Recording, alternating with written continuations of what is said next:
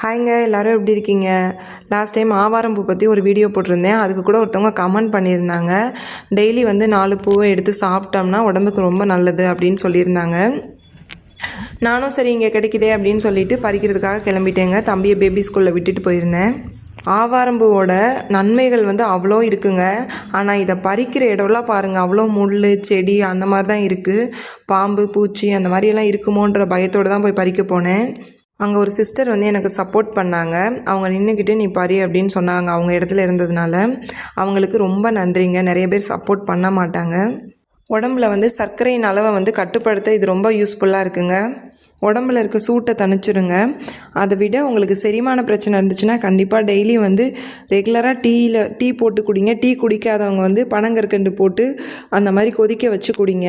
அது மட்டும் இல்லைங்க, குளியல் பொடியாகவும் ரெடி பண்ணி நீங்கள் குளிக்கும் போது யூஸ் பண்ணிக்கலாம். ரொம்பவே நல்லது.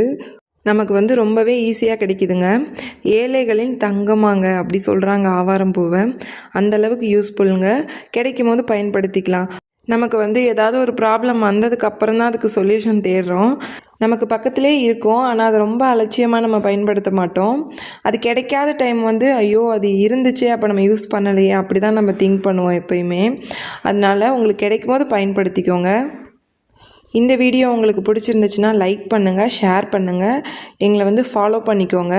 உங்களுக்கு இந்த ஆவாரம் பூ வேணும்னா ஸ்க்ரீனில் தெரிகிற வாட்ஸ்அப் நம்பருக்கு கான்டாக்ட் பண்ணுங்கள். ஓகேங்க, பாய்.